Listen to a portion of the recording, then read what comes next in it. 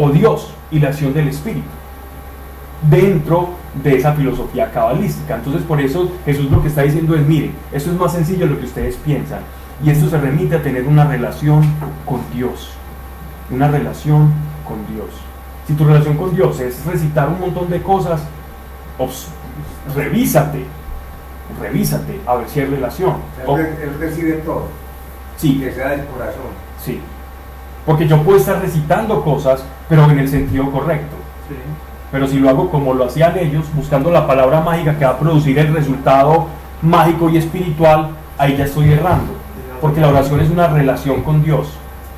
La oración no son palabras mágicas para traer el poder de Dios como si estuviéramos invocando a un Dijin o al genio de la botella, ¿cierto? Pablo, perdón, el Santo Rosario también, esa repetición, Santa María, El rosario, el nacimiento del rosario es a través de un fraile dominico es muy nuevo. que estaba buscando precisamente evangelizar a personas con un grado de analfabetismo muy alto.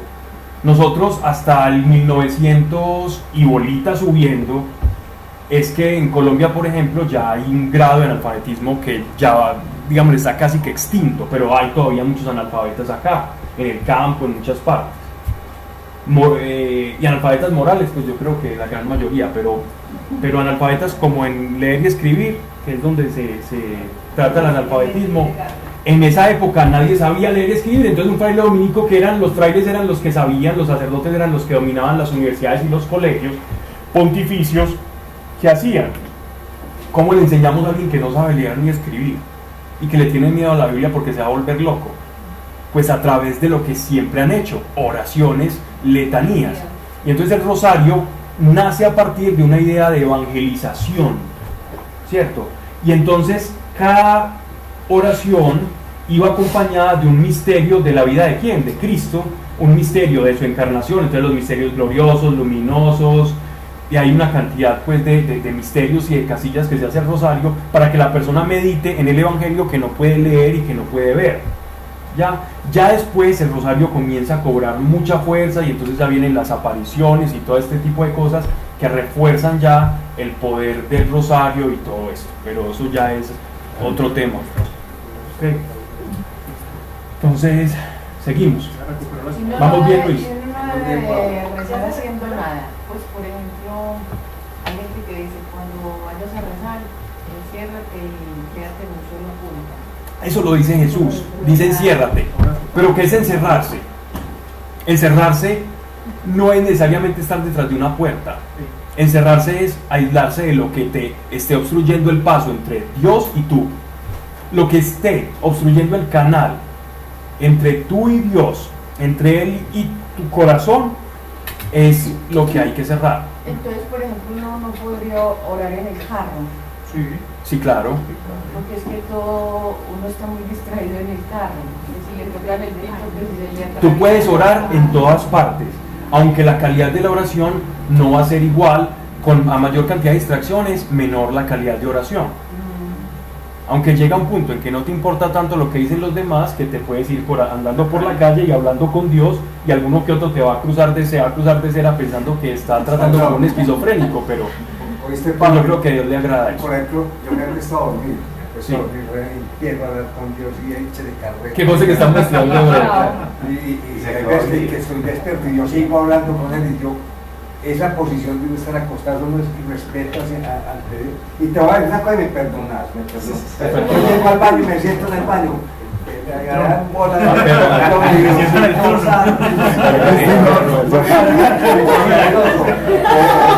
mejor de la cara Cristina. Eso le llamamos desintegrar el color.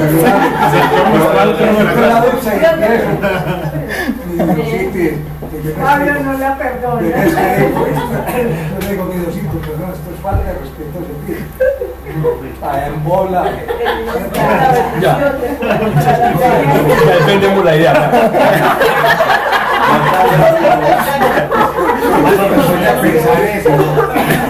Luis, digan de corazón, de verdad, ¿quién no ha pensado eso que Luis está diciendo? ¿Quién no lo ha pensado? Yo lo he pensado. ¿Quién no lo ha pensado? Solo una persona que no, yo nunca he pensado eso. Todos lo hemos pensado. ¿Sí? Señor, falta de respeto, uno. Sí, porque no, Luis, para ir donde el rey. Todos lo hemos pensado, lo que pasa es que no nos animábamos a expresar. Es lo que no, para ir donde el rey, tengo que no cachar ni siquiera. Como un sacerdote. No, Sí, y lo hemos hecho. Luis, vamos, entonces para que te sientas cómodo, que todos somos iguales. No, igual como está. El sentido de esto es, Dios nos hizo el barro, Él es nuestro creador. Nosotros no vamos a escandalizar a Dios, ni lo vamos a ofender. ¿Tú recuerdas cuando tú le cambiaste pañales a tu hija?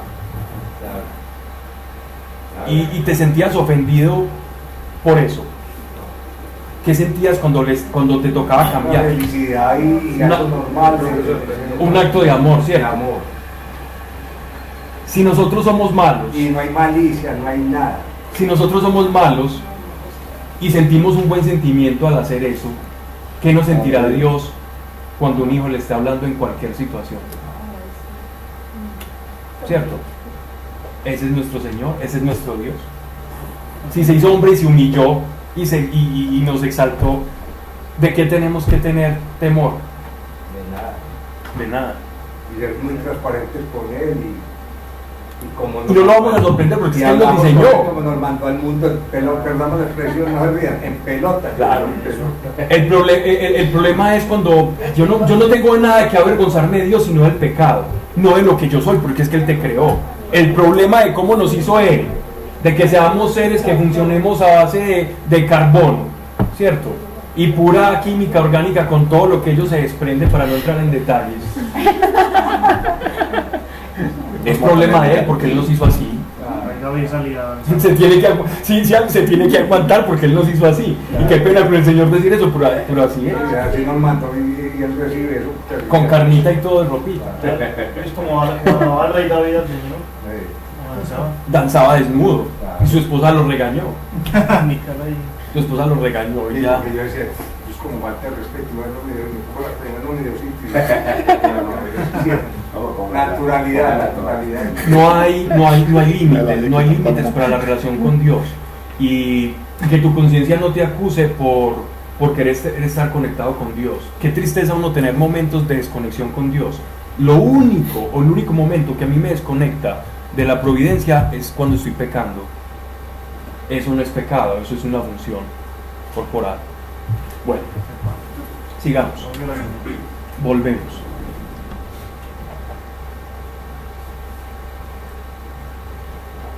El segundo requisito, para que pueda tercero. Entonces, versículo 2. Para que pueda compadecerse de los ignorantes y extraviados, por cuanto Él está también rodeado de flaqueza. Esto aplica para los sacerdotes levitas como para Cristo. El sacerdote levita era un pecador como todos.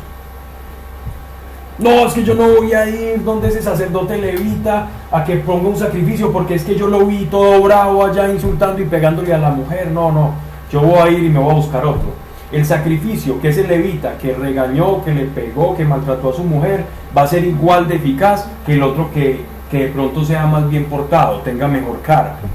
El sacrificio que ese sacerdote iba a poner sobre ese animal iba a ser igual de eficaz. ¿Por qué? Porque no dependía de él, sino del ordenamiento y del mandato de Dios. Ya Dios sí trataría con él, con el levita trataría individualmente, pero eso no iba a volver ineficaz el sacrificio que ese levita iba a pasar.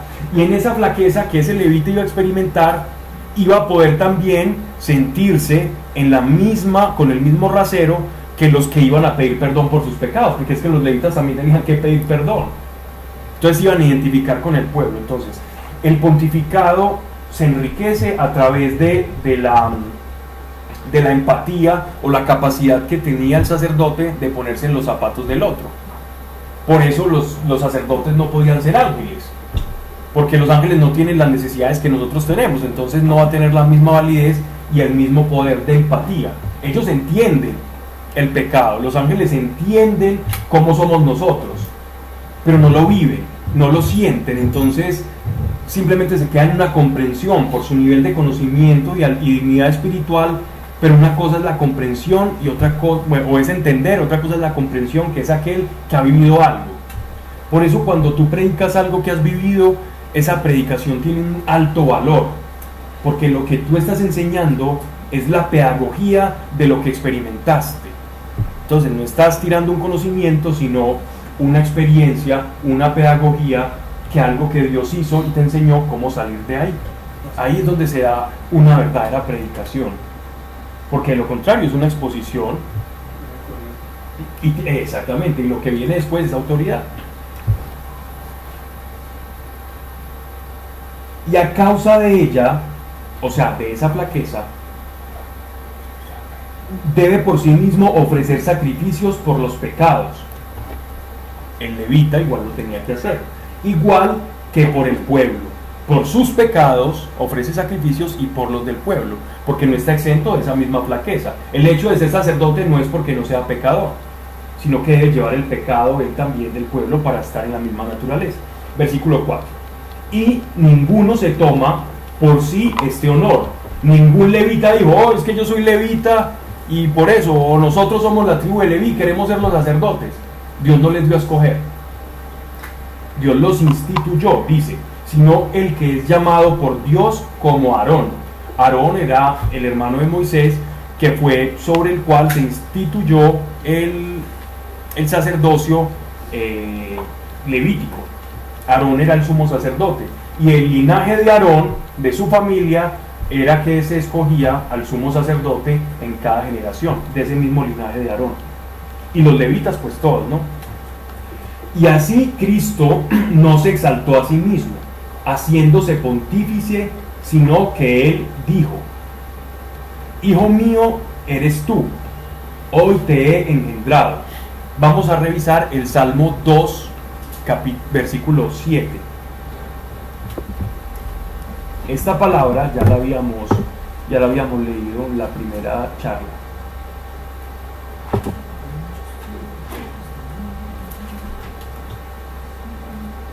Y alguien que me busque también el Salmo 110, versículo 4.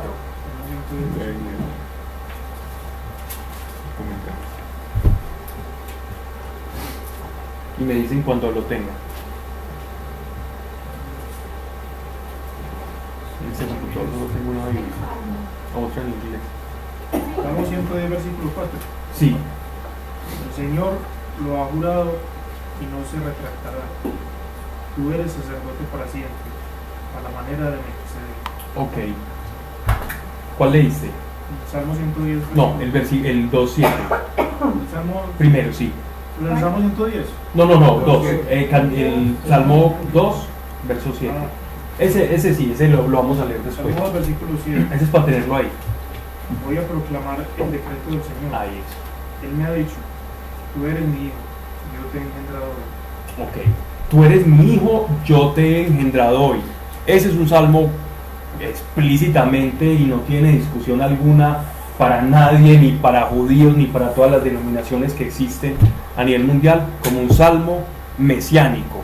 Ese es un salmo que se está refiriendo al Mesías. Hijo eres mío, tú hoy te he engendrado. Entonces nace de la voluntad del Padre el hecho de la encarnación de Cristo, para que se cumpliera en él el sacerdocio. Entonces lo que está argumentando aquí el autor de la carta a los Hebreos es que Jesús es sacerdote. ¿Por qué está haciendo toda esta argumentación? Porque todos sabemos que Jesús, según el Evangelio de Mateo y el Evangelio de Lucas, cuando uno lee las genealogías, es decir, toda la ascendencia de Jesús, Jesús no provenía de la tribu de Leví. Y entonces una de las, digámoslo así, como de las discusiones que tenía la iglesia contra los judíos de la época, o más bien los judíos tenían como apelar en contra del cristianismo el hecho de que, como decían que Jesús era sacerdote, si no pertenecía a la tribu de Aarón, sino que claramente pertenecía a la tribu de Judá. Entonces, que era más rey que sacerdote. ¿Ya? Y ahí entonces el autor de la carta a los hebreos va a explicar el por qué Cristo es sacerdote de otra orden diferente a la de Aarón, porque su sacerdocio era más perfecto, y ya nos va a explicar eso. Entonces, dice, entonces Cristo no se exaltó a sí mismo, sino que se encarnó, y en la encarnación estaba implícita la misión de Dios, la misión y el propósito. Como también dice en otra parte, ahí sí es el Salmo 110, verso 4. Tú eres sacerdote para siempre según el orden de Melquisedec. ¿Quién es este Melquisedec? Figura enigmática, esto está por allá en el Génesis, como en el capítulo 14 del Génesis. Hay una batalla contra 5 reyes, retrocedámonos voy a hablar de Melquisedec, si de pronto estoy hablando muy rápido. ¿Quién es Melquisedec? En Génesis está Abraham y está su sobrino Lot entrando en la tierra de Canaán. Ellos llegaron de Ur de los Caldeos y montaron tiendas de campaña cerca a 5 ciudades cananeas. Dentro de estas 5 ciudades cananeas existía una ciudad que es Jerusalén. Y es que Jerusalén existía antes de que los judíos tomaran precisamente ese nombre judíos. Y no la fundaron, Jerusalén, no la fundaron judíos como tal. Jerusalén ya existía. Uno de esos reyes, de esa batalla contra esos 5 reyes que ayudaron y que estuvieron en coalición con Abraham, era el rey de Salem o el rey de Jerusalén. Ese rey de Jerusalén, que eran reyes sacerdotes, los reyes cananeos eran reyes y sacerdotes, se llamaba Melquisedec. El rey de Jerusalén se llamaba Melquisedec. En Hechos de los Apóstoles nos hacen una traducción de Melquisedec que significa rey de Salem, rey de paz, ¿ya? Pero cuando uno lee Génesis también hacen como una especie de traducción, ¿cierto? Que significa Sadoc, como santo, paz, y empiezan pues ahí como los que estudian como el lenguaje. Pero lo que sí sabemos es que Melech en hebreo significa rey, ¿cierto? Y Sedec viene de Sadoc, entonces podemos decir como el rey de la paz. Eso es más o menos lo que significa Melquisedec, ¿ok?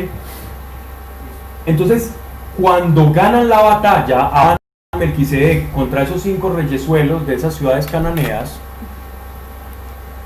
Abraham, dice la escritura, eso es Génesis capítulo 14, si lo pueden buscar, si no estoy mal está por ahí, me corrigen si es entre el 14 y 16, pero creo que es el 14 al 15, pero eso no sí. En esa batalla contra esos reyes, cuando ganan, Abraham, que está rescatando a Lot, ¿cierto? Él está rescatando a Lot de un rey que lo había tomado a esa parte de la tribu de Lot. Abraham le regala, le ofrenda a Melquisedec, dice que le da los diezmos, o sea, le da el 10% del botín de guerra. Abraham se lo da a Melquisedec, le da el diezmo. Ojo con esto acá, porque esto es fundamental para comprender esto que nos está explicando o que nos va a empezar a introducir este misterio el autor de la carta a los hebreos. ¿A quién se daba el diezmo en el Antiguo Testamento? El 10% de lo producido en cereales, en ganado, en cebada, en las viñedos. ¿A quiénes? A los sacerdotes, a los levitas. ¿Por qué les tenían que dar el 10% a los levitas? No porque fueran unos desocupados, todo lo contrario, porque estaban tan ocupados que no podían ni tener tierra, porque estaban ocupados de los sacrificios del pueblo. Entonces, como estaban tan ocupados haciendo lo que tenían que hacer, el pueblo, que se alimentaba también del don que era el sacerdote en sí mismo y el sacrificio por los pecados y la expiación, entonces el pueblo le daba el 10% para que ellos pudieran alimentarse, tener esposas, hijos y hacerlo y tener una vida de supervivencia y subsistencia. Y ahí viene el diezmo. De ahí viene el diezmo completamente. Eso no fue un invento de las iglesias evangélicas o de predicadores tropicales. Ese fue un principio que Dios le instauró al pueblo judío para poder sostener a los sacerdotes, porque o si no, o el sacerdote es carpintero, doctor o profesor, o es sacerdote. Pero si se dedica a hacer 3 cosas, ninguna de las tres las va a hacer bien. O se dedica a hacer una, o de lo contrario va a errar en el camino, o no va a caminar con el potencial que Dios diseñó. Y más en el mundo antiguo, cuando el sacerdote tenía que cargar, volver a levantar el templo, el tabernáculo, limpiar, ir a encender las candelas, hacer las hecatombes, sacrificios de una fila de gente, un pueblo numeroso llegando. El pobre no podía ni dormir, y por eso tenían que hacer las oraciones, enseñar, aprender las oraciones, el hebreo, enseñar, transmitir. Era una cosa de no acabar. Y donde estuvieran arando la tierra, pues no tendríamos ni siquiera los escritos que tenemos ahora, porque gracias a que muchos levitas y sacerdotes y escribas hicieron su trabajo bien y lo tenían en la memoria cuando estuvieron en el cautiverio en Babilonia 500 años antes de Cristo. En ese cautiverio, ellos usando el papel, disponiendo del papiro y de las tablas que tenían los babilonios, pudieron escribir todo esto que está acá. Todo lo que ya se sabían y repetían, lo transcribieron en Babilonia. Muchos de los libros que ahora gozamos y que estamos leyendo ahora, se lo debemos a que en ese cautiverio esa gente se dedicó y lo escribió. ¿Por qué? Porque se ponía las pilas con eso. Ok, no redondeando más sobre ese punto, entonces al sacerdote se le daba el 10%. Recordemos que Abraham existió mucho tiempo antes de que se instaurara el sacerdocio. Abraham es muchas generaciones anterior a Moisés. O sea, Abraham es bis, abuelo de Moisés. Estamos hablando de muchas generaciones. Estamos hablando de centenares, de centenares de años de diferencia. Y si Dios no había instaurado el sacerdocio, ¿por qué Abraham reconoció a Melquisedec como sacerdote dándole el diezmo? ¿Quién era Melquisedec? Es la pregunta que uno se hace para que Abraham, el padre de los judíos, que es nuestro padre accesorio por la sangre de Cristo, ¿cómo es posible que Abraham le reconociera como sacerdote y le dé el diezmo? ¿Y saben lo que hace Melquisedec cuando él le da el diezmo? Parte el pan, saca una copa de vino, le da pan y toma vino y comparte el diezmo con él, es decir, él le da el diezmo a él. Tienen una cena como Cristo en la última cena. Entonces aquí hay una figura bien importante, porque Melquisedec, los judíos, hay una antigua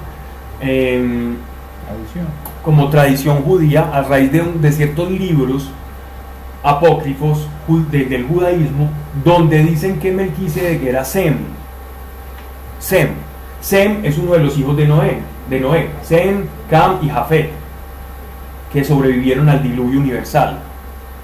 Sem es el padre de los judíos, porque de ahí se deriva el nombre o el calificativo como semita. Semita es todo aquel descendiente de Sem. ¿Quiénes son los semitas? Los árabes, los judíos, también los de todas esas tribus de por allá, tipo lo que nosotros llamamos con rasgos semitas, barbados, de pieles cobrizas, que algunos dan unos ojos claros, pero no es el rubio, digámoslo así, como tipo anglosajón, sino que son como unos ojos claros, pero aún teniendo una tez cobriza. Todo ese tipo de personas, porque los cananeos no eran semitas, ¿cierto? Sino hijos de Cam. Entonces,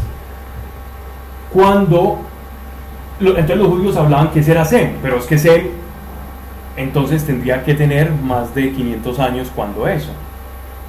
Pero ellos dicen que Sem fue uno de los últimos que no heredó esa maldición y pudieron vivir mucho tiempo, ¿cierto? Entonces los judíos hablan de Sem y que por eso, como padre, y todavía que tenía dentro de sí la tradición de Noé y esa tradición de antes del diluvio y esa unión a Dios que ellos tenían en ese linaje escogido en el arca de Noé, entonces por eso Abraham lo reconoció como sacerdote. ¿Ya? Eso es tradición judía. Aunque cronológicamente, según los datos que da la Biblia, cuadran, sí, no sería descabellado, ¿cierto? Pero eso queda dentro de la tradición y el folclore judío, que podría ser, sí, pero el autor de Hebreos no se está metiendo con eso. Él nos está diciendo que existe otro tipo de sacerdocio diferente del sacerdocio levítico. Y es más alto aún, porque si Abraham, que es el padre de los judíos, le dio el diezmo a ese otro sacerdote, entonces, por eso Jesucristo no era o no debía ser levita, porque el sacerdocio levita es un sacerdocio humano y es un sacerdocio diferente, es un sacerdocio desde el pecado. Pero entonces dice,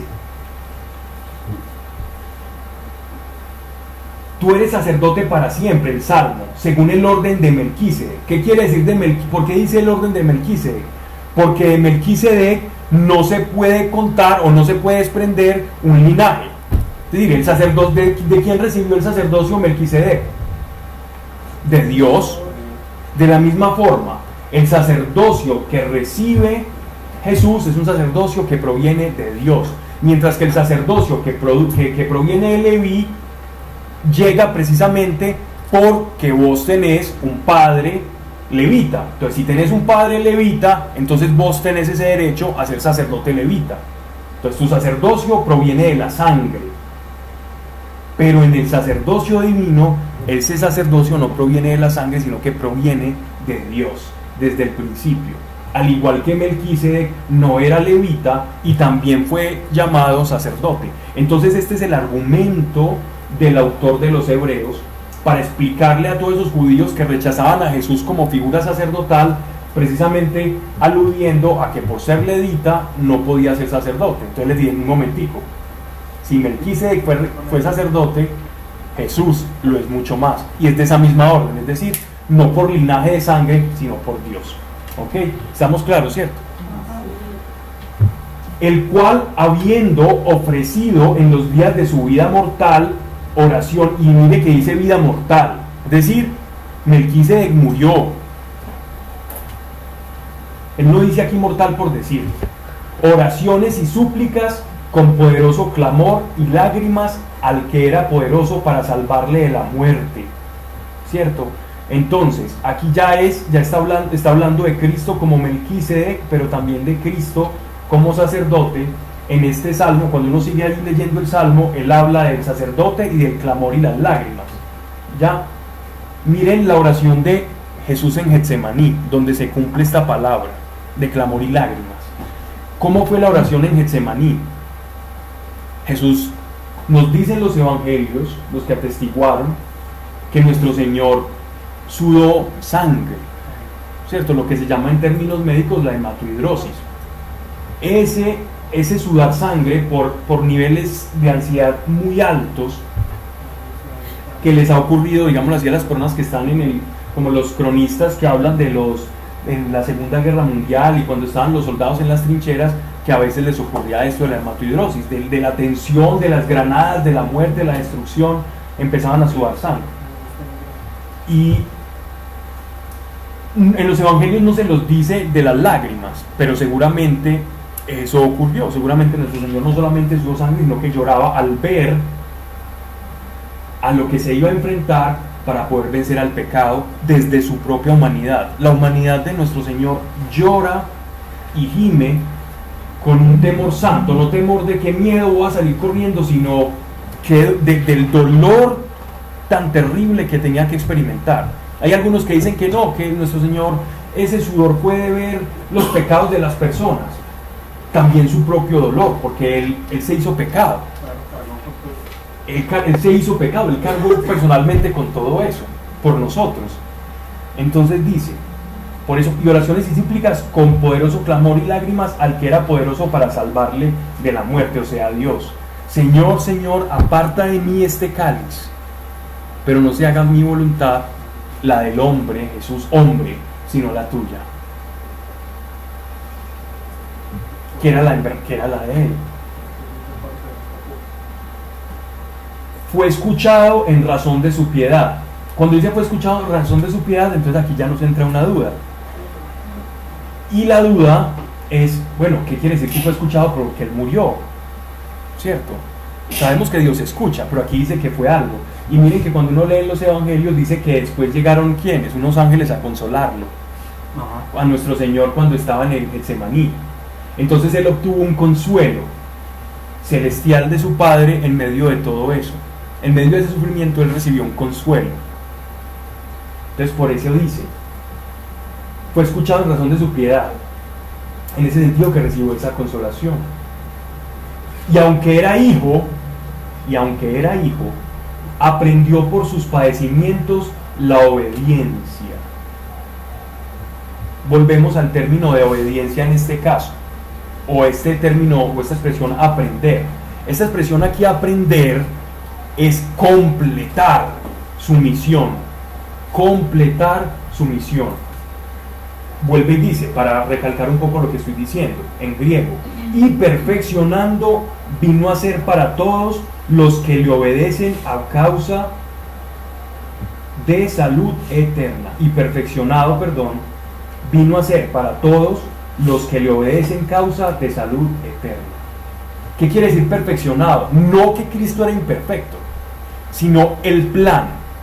Cuando Cristo se entrega a sí mismo, se perfecciona el plan de salvación, se completa lo que Dios ya había anunciado por los profetas. Entonces cuando dice aquí el autor de esta carta perfeccionando, se refiere a que se fueron cumpliendo los tiempos. ¿Y cuál fue el mecanismo por el cual se desató ese cumplimiento de la muerte en la cruz? La obediencia.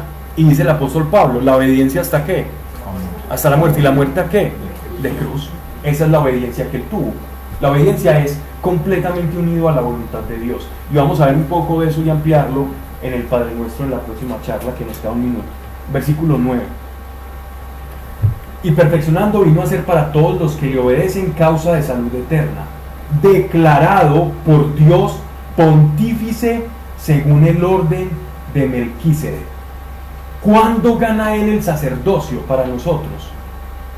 ¿Cuándo se hace efectivo la militancia, la acción o la labor de un sacerdote? Cuando hace el sacrificio por los pecados del pueblo. Entonces, ¿cuándo se hizo sacerdote Cristo por nosotros?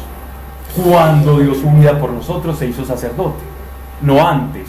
Antes era maestro, antes era el maestro porque él instruía a sus apóstoles y a sus discípulos, y era el Mesías, sí, pero en el momento en que él derrama su sangre se hace sacerdote, perfeccionando así el plan de Dios, haciéndolo uno y definitivo. No existe otro sacrificio más.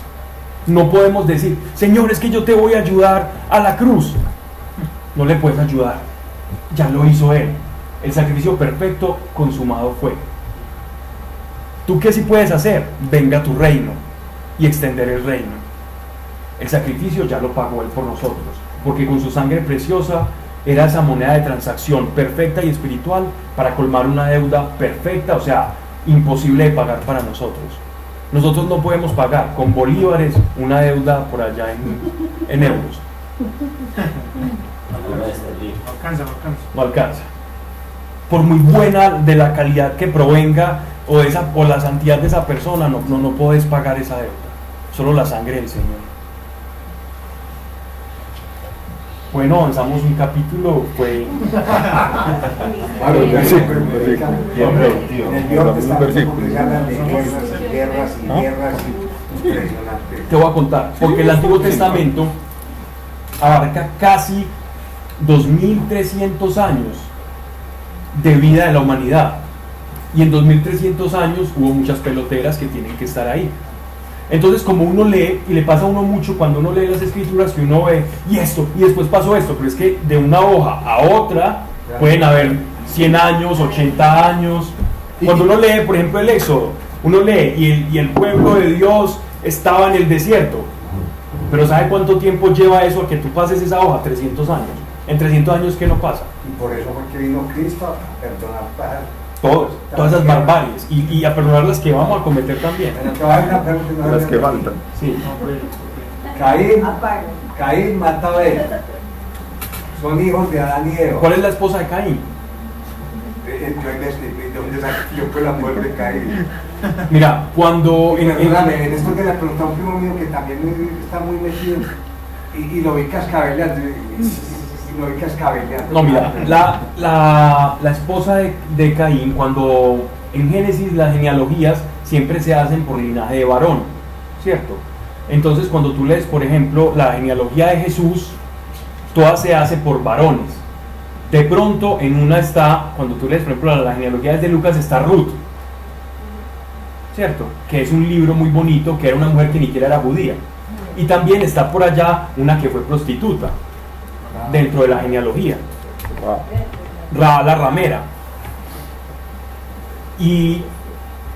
Pero si lees las genealogías desde Génesis, solo hay genealogía del linaje de varón. Entonces, todas esas ramas que no son de primogénitos y de varones quedan en la clandestinidad. Caín se casó con una hermana. Y hay que tener en cuenta que ellos vivían mucho tiempo. En Génesis vivían demasiado tiempo. Entonces en ese tiempo él ya tenía muchas hermanas. Ya habían poblaciones establecidas. Muchas poblaciones. Y él tuvo una marca, y esa marca, los hijos de Set, o sea, los setitas, que era el linaje de Abel, no se mezclaron con los de Caín. Entonces ya, porque el linaje del Mesías se cuenta a partir del linaje de Set, no del linaje de Caín. El linaje de Caín queda para nosotros casi que perdido.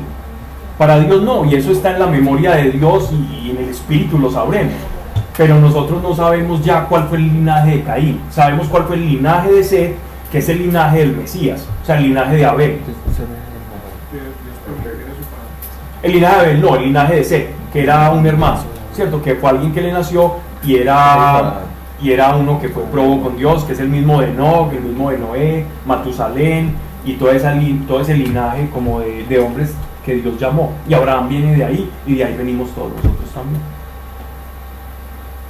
Vamos entonces a orar.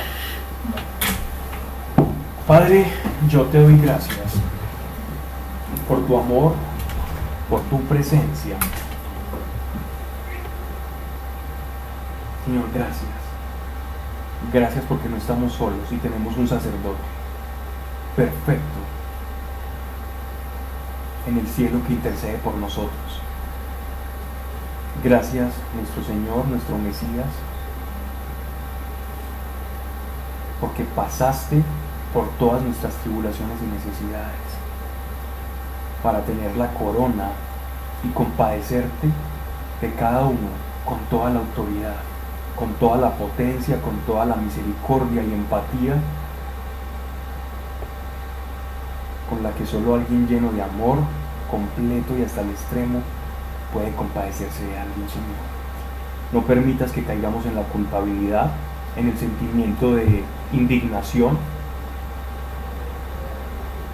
porque justo, Señor, eres para atender a nuestras oraciones y nuestros requerimientos, porque ya pasaste por ellos y porque tu memoria es perfecta y eterna y no te desgastas, así como se desgasta el hombre y no se acuerda de lo que hizo ayer. Padre, gracias, y tu amor y tu presencia nos acompañen cada día y sobre todo seamos conscientes de ella, Señor, y de que somos hijos y que caminemos como tales. Amén y amén. Gracias. Le he dado polillo. Muy agradable todo.